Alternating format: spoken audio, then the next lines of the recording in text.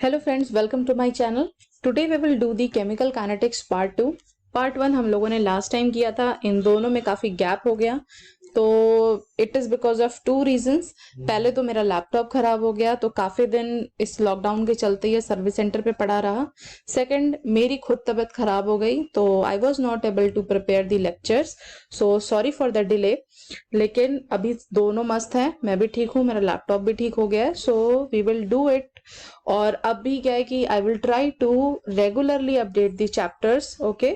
और लेक्चर्स आपको continuously update करती रहूंगी, and we will try to complete the chemistry part very soon. कि आपको जो जो चैप्टर्स चाहिए, okay, which is very important to you, जो भी बच्चे जो 12th में हैं, 11th में हैं, या फिर किसी कॉम्पिटिटिव एग्जाम के लिए प्रिपेयर कर रहे हैं, आप सबको काफी means you it will be very helpful, okay, and I will try to cover every aspects of chemistry, okay.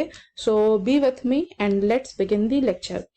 तो केमिकल काइनेटिक्स का ओवरव्यू हमने लास्ट पार्ट 1 में करा हुआ है, ओके। तो अगर आपने नहीं देखा है, so please go and watch the chemical kinetics part 1। उसमें मैंने कोई चीज थ्योरेटिकल पॉइंट ऑफ व्यू से मतलब आपके जो करिकुलम है उसके हिसाब से कोई ऐसा इम्पोर्टेंट टॉपिक डिस्कस नहीं किया है, लेकिन आपको एक ओवरव्यू दिया हुआ है कि what is chemical kinetics, okay, what is change of rate of reaction, and what are the type of reaction on the basis of rate of reaction, slow reaction, fast reaction. और ये जो graph मैंने आपको बनाया हुआ है right hand side में, ये भी ग्राफ ऑलरेडी मैंने वहां पे डिस्कस किया हुआ है। तो क्या है कि अगर आप वो वीडियो देखोगे तो you will get an complete idea कि हम केमिकल काइनेटिक्स में क्या पढ़ते हैं, why we study this chapter, और एक अंडरस्टैंडिंग बिल्ड करता है, ओके। तो बाकी चीजें पढ़ना काफी इजी हो जाता है। So that is why I will suggest you to go and watch that. So let's begin this, okay. तो chemical kinetics we all already know कि it is the study of the rate of reaction, okay, study of the rate of reaction। और दूसरी चीज इसमें हम क्या पढ़ते हैं, factor affecting rate of reaction. Rate of reaction मतलब किस स्पीड से हमारी रिएक्शन जो है वो चल रही है, ओके, या फिर what is the change in concentration of reactant और प्रोडक्ट ओवर टाइम। ठीक है। तो रेट ऑफ रिएक्शन का आपको ये डेफिनेशन मैंने लास्ट टाइम ही बताया था, और अभी भी मैं बता रही हूँ, इसको आप हमेशा मेमोराइज करके रखो कि यहाँ पे हम पढ़ते हैं change in concentration, okay, change in concentration over time, ठीक है। और जब हमको रेट पता चल गया, ओके, तो रेट पता चलने से क्या होता है, ओके, अभी जैसे मान लो पता चल गया कि कोई एक रिएक्शन हम कर रहे हैं और वो काफी स्लो चल रही है, तो अभी क्या कर सकते हैं, we have to study some factors कि उस रेट ऑफ रिएक्शन को हम इनहेंस कैसे करें, उसकी स्पीड कैसे बढ़ाएं। तो हम उसमें टेम्परेचर, प्रेशर या फिर कोई कैटलिस्ट यूज कर सकते हैं, ओके। तो factor affecting rate of reaction ये हम पार्ट 3 में करेंगे। अभी हम लोग इस पर्टिकुलर पार्ट 2 में पढ़ने वाले हैं rate of disappearance and rate of formation, okay. तो रेट ऑफ डिसअपियरेंस और रेट ऑफ फॉर्मेशन क्या है। रेट ऑफ डिसअपियरेंस मतलब reactant, rate of disappearance of reactant, and rate of formation means product, okay. तो अभी सबसे पहले इसको समझने के लिए आप इस ग्राफ को देखिए। फॉर एग्जाम्पल एक रिएक्शन ले रहे हैं हम लोग, ओके, कि A प्लस बी से C प्लस डी बन रहा है, राइट। तो A प्लस बी क्या है, ये एज अ रिएक्टेंट एक्ट कर रहा है, okay, R, and the C plus D is the product, okay. तो कोई भी दो मॉलिक्यूल A प्लस बी आपस में मिल रहे हैं, they are reacting, so that is why they are known as reactant, और एक वो प्रोडक्ट बना रहे हैं C प्लस डी, कोई भी एक या दो मल्टीपल प्रोडक्ट्स वो बना रहे हैं। तो क्या होता है कि अगर आप कंसंट्रेशन और टाइम के अगेंस्ट एक ग्राफ प्लॉट करो, राइट, तो आप क्या देखोगे कि जब टाइम 0 है, 0 टाइम पे, ओके, मतलब 0 टाइम पे आप क्या देखोगे कि जो प्रोडक्ट का कंसंट्रेशन है, ये रेड कलर से I have drawn the product 1 and the green one is the reactant. तो आप ये देखोगे कि 0 टाइम पे क्या हो रहा है कि प्रोडक्ट का कंसंट्रेशन जो है वो 0 है, वेयर एज रिएक्टेंट का कंसंट्रेशन काफी ज्यादा है। लेट्स एज्यूम कि ये मान लो 100 है, ओके, 100 हो गया आपका रिएक्टेंट का कंसंट्रेशन। अभी क्या होगा कि जैसे जैसे टाइम बढ़ेगा, मतलब जैसे इसको हम डिवाइड कर देते हैं लाइक 10, 20, 30, ओके, 40, मतलब इसको हम टाइम को हम लोगों ने डिवाइड कर दिया। ये time let take it in minutes. Time आपका किसी भी उसमें हो सकता है, मिनट, सेकंड्स और आवर्स। ओके, तो जिस तरह से आपकी रिएक्शन है या जो भी आपका न्यूमेरिकल है, आप उस हिसाब से अपने टाइम को ले सकते हो। कोई फिक्स्ड नहीं है कि हमेशा सेकंड में ही होना चाहिए या आवर्स में होना चाहिए, आप टाइम का कोई भी यूनिट यहाँ पे यूज कर सकते हो। तो अभी क्या है, जैसे मान लो कि टाइम 10 ले रहे हैं, कि जब 10 मिनट हो गए आपको रिएक्शन करते हुए, तो आप क्या देख रहे हो कि 10 मिनट बाद अब हमको ये देखना है कि रिएक्टेंट और प्रोडक्ट की कंसंट्रेशन क्या है, राइट। तो जीरो टाइम पे हमने क्या देखा था कि प्रोडक्ट की कंसंट्रेशन जो है वो 0 है और रिएक्टेंट की कंसंट्रेशन 100 है। Now we will go for time T1। इसको मान लो हम T1 ले लेते हैं, और T1 मतलब 10 मिनट्स के बाद जब इसको एक्स्ट्रापोलेट करो ऊपर की तरफ, तो we will get the concentration of reactant. तो इसको मान लो हमने ले लिया R1, T1 पे हमने R1 ले लिया। ओके, अब T1 पे ही प्रोडक्ट की कंसंट्रेशन क्या है, तो हम इसको एक्स्ट्रापोलेट कर रहे हैं प्रोडक्ट तक, और जब आप इसको प्रोडक्ट का देखोगे तो प्रोडक्ट की कंसंट्रेशन क्या हो गई, P1।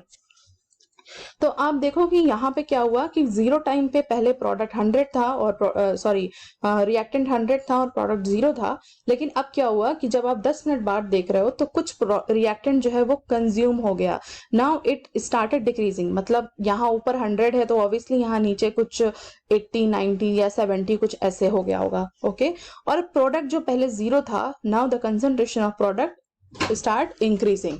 तो अब इसके बाद क्या हुआ कि नेक्स्ट हम मान लो अभी हमने 10 मिनट पे देखा, नेक्स्ट हम टाइम ले लेते हैं T2 टाइम। T2 मतलब लेट्स एज्यूम कि 20 मिनट्स पे क्या हुआ। ओके, पहले 10 मिनट में हमने कंसंट्रेशन देख ली रिएक्टेंट और प्रोडक्ट की, अब हम देख रहे हैं T2 पे। तो T2 पे क्या हो रहा है, फिर से इसको एक्स्ट्रापोलेट करेंगे। ओके, और जब आप रिएक्टेंट पे एक्स्ट्रापोलेट करोगे तो अब देखो रिएक्टेंट की जो कंसंट्रेशन हो गई R2, और ये हो गया आपका प्रोडक्ट का कंसंट्रेशन जो कि आपका हो गया मान लो P2। ठीक है, ये हो गया आपका P2। तो इसको मैं कलर ही कर देती हूँ अलग से, ये हो गया P2। ओके, और ये आपका हो गया R1 और R2। तो ये हमने सिंपल क्या किया, टाइम के रेफरेंस में एक्स्ट्रापोलेट किया है इन कंसंट्रेशंस को। अब आप क्या देख रहे हो कि T2 टाइम पे ये R2 जो है, मतलब जो रिएक्टेंट है वो और ज्यादा डिक्रीज हो गया। अगर मान लो यहाँ पे ये 70 था, so now it's come to about 50। Okay, तो अब ये 100 से 50 हो गया, और प्रोडक्ट क्या हुआ, पहले P1 था अब ये P2 हो गया, मतलब प्रोडक्ट की कंसंट्रेशन और इंक्रीज हो गई। तो जैसे जैसे टाइम बढ़ रहा है रिएक्टेंट जो है वो कंज्यूम होता जा रहा है और प्रोडक्ट का फॉर्मेशन होता जा रहा है।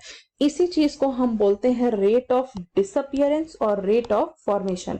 Rate of disappearance of reactant and rate of formation of product. Okay, अगर इसको शॉर्ट में लिखना हो तो हम सबस्क्रिप्ट फॉर्म में लिखते हैं RD और RF।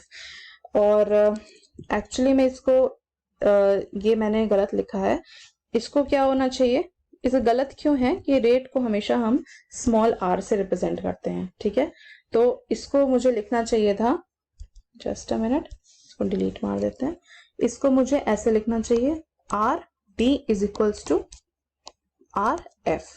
सॉरी, अभी भी मैं गलती कर रही हूँ, RF। ओके, तो rate of disappearance is equals to rate of formation. अब इक्वल्स टू साइन मैंने क्यों लगाया, ये इसको बहुत इंपॉर्टेंट समझना कि जब हम इसको प्लॉट कर रहे हैं या when we study the rate of reaction, तो हम एक आइडियल कंडीशन अज्यूम करते हैं। एज्जम्पशन क्या होता है कि जो ये रिएक्टेंट से जो ये प्रोडक्ट का फॉर्मेशन हो रहा है, ओके, तो वी एज्यूम कि यहाँ पे जो सिस्टम में जो भी वॉल्यूम है it's not going to be change. मतलब अगर 1 मोल ऑफ रिएक्टेंट से रिएक्शन स्टार्ट हुई है तो 1 मोल ऑफ प्रोडक्ट बन जाएगा। तो मतलब कंप्लीट क्या हुआ, सिस्टम का वॉल्यूम जो है वो अनचेंज रहा। ओके, तो अनचेंज्ड वॉल्यूम ये हम अज्यूम करते हैं। ओके, तो जब वॉल्यूम चेंज नहीं हुआ तो क्या मतलब हुआ उसका कि जितना प्रोडक्ट कंज्यूम होगा, सॉरी जितना रिएक्टेंट कंज्यूम होगा उतना ही प्रोडक्ट बन जाएगा। मतलब जितना रिएक्टेंट डिसअपियर होगा उतना ही प्रोडक्ट जो है वो फॉर्म होता जाएगा। तो rate of disappearance of reactant is equals to rate of formation of product. Okay, अब RD is equals to RF हो गया। अभी क्या है कि हम क्या पढ़ रहे हैं, change. Okay, change of concentration over time. तो हमने 2 टाइम लिया है T1 और T2। तो चेंज को हम कैसे लिखते हैं, हमेशा डेल्टा से लिखा जाता है चेंज को। ओके, तो चेंज को हम डेल्टा से लिखते हैं, ये हो गया आपका डेल्टा साइन। तो मान लो हमने टाइम ले लिया, तो चेंज इन टाइम मतलब क्या हुआ कि टाइम में डिफरेंस देख लो, T2 माइनस T1। ओके, दोनों टाइम में डिफरेंस हो गया कि T2 माइनस T1, मतलब इस टाइम के डिफरेंस में क्या चेंज ऑफ कंसंट्रेशन हो रहा है रिएक्टेंट और प्रोडक्ट का, वी विल स्टडी सेपरेटली। तो उसके लिए हम क्या कर सकते हैं, डेल्टा आर। तो कंसंट्रेशन ले रहे हैं हम, तो डेल्टा आर, और ये कंसंट्रेशन हमेशा स्क्वायर ब्रैकेट में होना चाहिए। तो बहुत इंपॉर्टेंट है, टाइम को नहीं स्क्वायर ब्रैकेट में करना है, लेकिन जब कंसंट्रेशन की बात करना है तो it should be in square brackets. Okay, तो डेल्टा आर क्या हो जाएगा, concentration difference of reactant at time T2 and time T1। तो T2 पे रिएक्टेंट की कंसंट्रेशन क्या है, R2, okay, minus R1, concentration of reactant at time T1 is R1। Okay, अब इसी तरह से हम rate of change of concentration of product निकाल लेंगे। ओके, तो प्रोडक्ट का क्या हो जाएगा, P2 माइनस P1, राइट।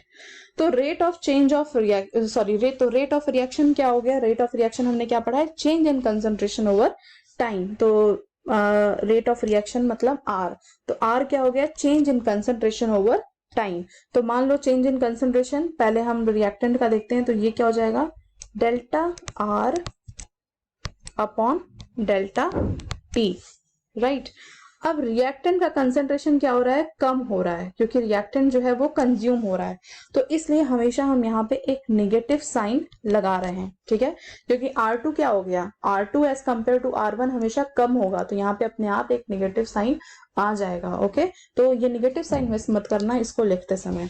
अब हमने क्या स्टार्टिंग में पढ़ा था कि rate of disappearance is equals to rate of formation, तो इक्वल टू साइन यहाँ पे लगा रहेगा। अब रेट ऑफ फॉर्मेशन क्या हो जाएगा, रेट ऑफ फॉर्मेशन हो जाएगा change in concentration of product, मतलब कंसंट्रेशन, प्रोडक्ट का कंसंट्रेशन T1 टाइम पे कितना था और T2 टाइम पे कितना हो गया, तो उस चेंज को हम यहाँ पे मेजर करेंगे। तो ये हो जाएगा आपका delta P upon delta T, ये कंसंट्रेशन है तो स्क्वायर ब्रैकेट में रहेगा। ओके, तो ये हो गया आपका रेट ऑफ रिएक्शन, इसी को हम बोलते हैं रेट ऑफ रिएक्शन। ये रेट ऑफ रिएक्शन नॉर्मली इस ग्राफ के जो भी स्लोप होता है उस स्लोप से कैलकुलेट किया जाता है, ठीक है, ग्राफ के स्लोप से कैलकुलेट करते हैं। इस रेट ऑफ रिएक्शन को हम एवरेज रेट ऑफ रिएक्शन भी बोलते हैं, एवरेज रेट ऑफ रिएक्शन, जिसको हम लिखते हैं small r with a subscript of AV, okay, that is average rate of reaction. तो एवरेज रेट ऑफ रिएक्शन मतलब क्या हुआ कि जब कोई दो पर्टिकुलर टाइम के बीच में हम देख रहे हैं कि क्या कंसंट्रेशन चेंज हो रहा है, so that is average rate of reaction. मतलब T2 माइनस T1, दो टाइम लिया है और उसके बीच में देख रहे हैं कि चेंज क्या है कंसंट्रेशन में। सो दिस इज, अब ये जो हमने ये फॉर्मूला लिखा है ये एक तरह से क्या है, RAV, okay, average rate of reaction है। तो फिर ये इंस्टेंटेनियस रेट ऑफ रिएक्शन क्या है, इंस्टेंटेनियस रिएक्शन को हम लिख सकते हैं R और सबस्क्रिप्ट में लिखते हैं INST। ओके, तो इंस्टेंटेनियस रेट ऑफ रिएक्शन क्या होता है कि जैसे हमने यहाँ पे एक टाइम डिफरेंस में देखा कि पहले 10 मिनट्स 20, फिर मतलब 10 मिनट और 20 मिनट के बीच में देखा कि रेट ऑफ रिएक्शन क्या है। लेकिन मान लो अगर मुझे पर्टिकुलरली जाना है कि जब एट अ पॉइंट जब कोई रिएक्शन चल रही थी तो उस रिएक्शन के 20 मिनट के बाद एग्जैक्टली 20 मिनट पे क्या रेट ऑफ रिएक्शन है, इंस्टेंटेनियस रिएक्शन रेट क्या है, मतलब एक पर्टिकुलर मोमेंट पे रिएक्शन रेट क्या है, वो हम निकालते हैं इंस्टेंटेनियस रेट ऑफ रिएक्शन से। तो वहां कोई मतलब डेल्टा T नहीं लेते हैं, वी टेक DT, मतलब डायरेक्ट उस टाइम को वहां से पिक करते हैं जिस टाइम पे हमको देखना है। मतलब जैसे मान लो 20 देखना है तो हम यहाँ पे क्या करेंगे, इसका देखो फॉर्मूला क्या होता है कि जो ये डेल्टा साइन है, डेल्टा की जगह we will use D। Okay, तो जैसे अगर इसी रिएक्शन को हम यहाँ लिखते हैं तो ये हो जाएगा D concentration of R upon DT।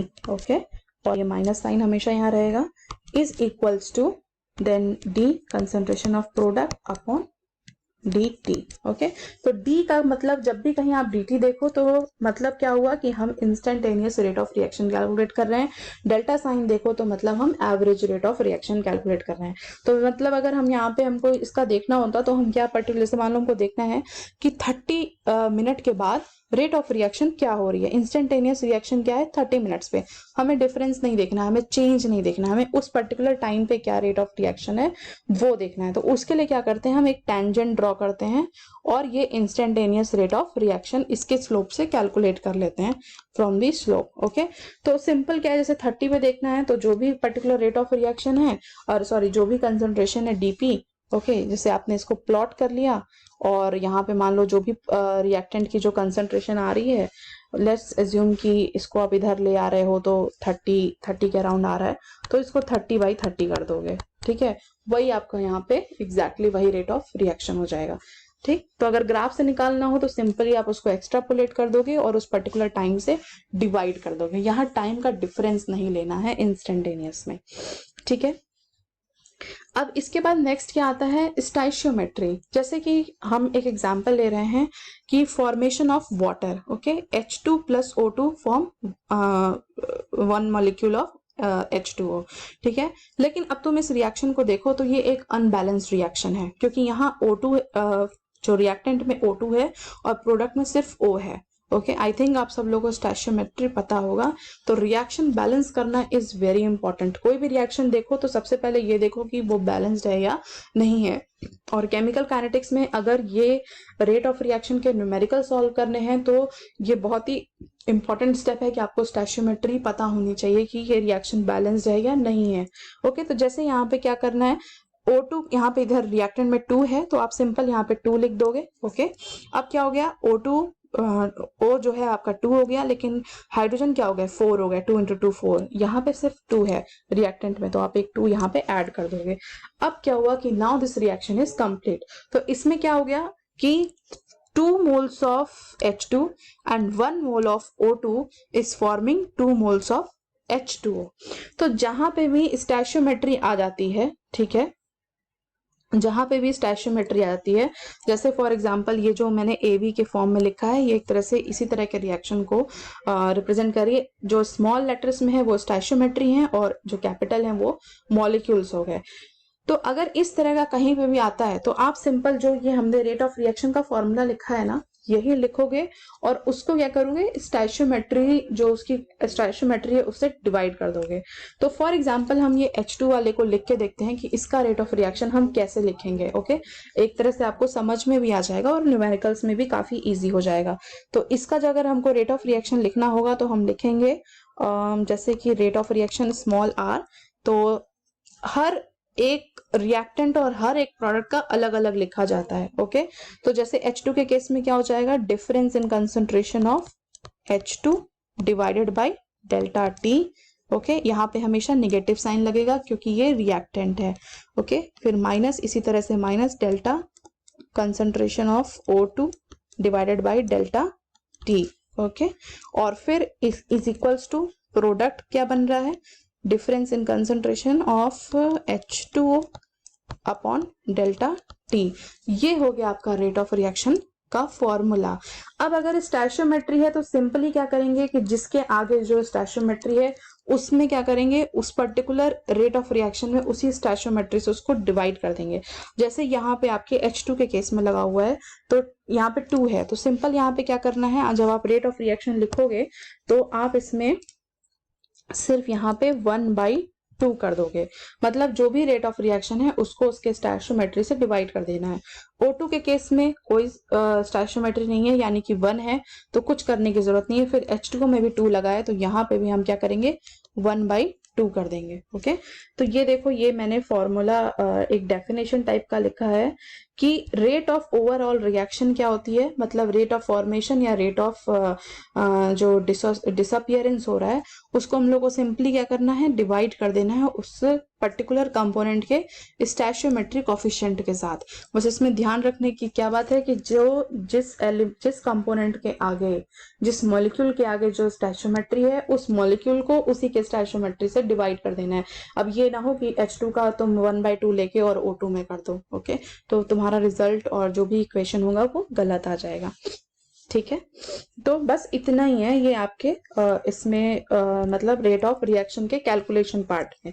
Unit क्या होती है रेट ऑफ रिएक्शन में, नॉर्मली देखो जो कंसंट्रेशन है वो हमेशा कंसंट्रेशन मोल्स पर लीटर में होती है। किसी भी मॉलिक्यूल या रिएक्टेंट प्रोडक्ट की जो हम कंसंट्रेशन निकालते हैं वो हमेशा हम निकालते हैं मोल्स पर लीटर। बहुत गंदा लिख दिया मैंने इसको, तो मोल्स पर लीटर। ओके, ये -1 का मतलब होता है पर। और उसके बाद हमने क्या किया है, एग्जैक्टली रेट ऑफ रिएक्शन का फॉर्मूला क्या होता है, change in concentration over time. तो यानी कि कंसंट्रेशन हो गया आपका मोल्स पर लीटर और टाइम क्या हो गया, सेकेंड, मिनट, आवर जो भी ले रहे हो, तो ये हो जाएगा, ये भी पर में हो जाएगा आपका S माइनस। तो मोल्स पर लीटर पर सेकेंड और पर आवर और पर मिनट। जैसे यहाँ हम लोगों ने मिनट की बात की थी, तो यहाँ मोल्स पर लीटर पर मिनट हो जाएगा। ये भी मैं लिख देती हूँ, पर मिनट और moles per litre per hour. Okay, moles को आप सिर्फ M भी लिख सकते हो, ML -1 और S -1, राइट। तो ये हो गया यूनिट ऑफ रिएक्शन। सो इतना ही पार्ट है आपके इसमें केमिकल काइनेटिक्स में, जो न्यूमेरिकल पार्ट है। अब सिंपल कोई भी न्यूमेरिकल आएगा, सिर्फ आपको उसमें वैल्यूज पुट कर देनी है और आपको रेट ऑफ रिएक्शन पता चल जाएगा। जैसे कि अगर मान लो फॉर एग्जांपल दिया हो कि एक बस छोटा सा एक एग्जांपल ले रहे हैं न्यूमेरिकल, हम क्या करेंगे, लास्ट जो केमिकल काइनेटिक्स का एक वीडियो बनेगा वो प्योर न्यूमेरिकल्स पे बनेगा। पर आपको दिखाने के लिए एक बस छोटा सा एग्जाम्पल ले रही हूँ मैं यहाँ पे, कि जैसे मान लो ये H2 + O2 2H2O का हम लोगों ने जो लिया था, तो अगर मुझे ये बताना है कि कोई एक रिएक्शन है, ओके, और उस रिएक्शन में 0.05 मोल्स पर लीटर ऑफ जो H2 है वो कंज्यूम हो गया है, ठीक है, मतलब कंज्यूम हो गया, तो आफ्टर 10 मिनट उसकी रेट ऑफ रिएक्शन क्या होगी। तो सिंपल क्या होगा, आपको ये लेना है और 0.05 डिवाइडेड बाई 10, ओके। अब आफ्टर 10 मिनट ले रहे हैं, तो यानी कि पहले क्या हो गया कि अगर स्टार्टिंग में हम ये मान लें कि इसकी जो मोल्स ऑफ H2 के जो मोल्स थे, जब रिएक्शन स्टार्ट हुई तो इट वाज 1 मोल पर लीटर, और 10 मिनट के बाद ये जो चेंज ऑफ कंसंट्रेशन हो गया वो 0.05 हो गया। तो उसके लिए आप क्या करोगे, रिएक्टेंट रेट के लिए क्या होता है, डिफरेंस लेते हैं, ठीक है, R2 - R1। तो पहले क्या था, R2 - R1, तो R2 क्या है, R2 क्या दिया हुआ है, R2 आपका दे दिया है 0.05 और R1 क्या दे दिया है आपको 1, राइट। और टाइम क्या दिया हुआ है 10 मिनट के बाद, या अगर इसको T1 T2 के फॉर्म में लेना हो तो T1 क्या हो गया 0 टाइम में क्या कंसंट्रेशन था 1, और T2 क्या आपने हो गया 10। तो अब आप इसको अगर प्लॉट कर देते हो, ओके, इस वैल्यूज को अगर इस रिएक्शन में लिख देते हो, तो ये आपका हो जाएगा R2 - R1, मतलब मैं इसको लिख के ही दिखा देती हूँ, आपके लिए समझना ज्यादा इजी हो जाएगा। ये हो जाएगा आपका R2 क्या है 0.05 - 1 डिवाइडेड बाई T2 क्या है आपका 10 - 0। तो ऑब्वियसली ये अपने आप ही क्या हो जाएगा, जब 1 में से आप इसको 0.05 डिवाइड करोगे तो यहाँ पे नेगेटिव साइन लग जाएगा, क्योंकि रिएक्टेंट है, कंज्यूम हो रहा है, तो वो हमेशा नेगेटिव हो जाएगा। So this will you will get 0.05 upon 10, okay. तो यानी कि रेट ऑफ रिएक्शन क्या हो जाएगा 0.005 मोल्स पर लीटर पर मिनट, नॉट सेकेंड, क्योंकि टाइम जो है हमने मिनट में लिया हुआ है। तो ये हो गया एक न्यूमेरिकल आपका, ओके।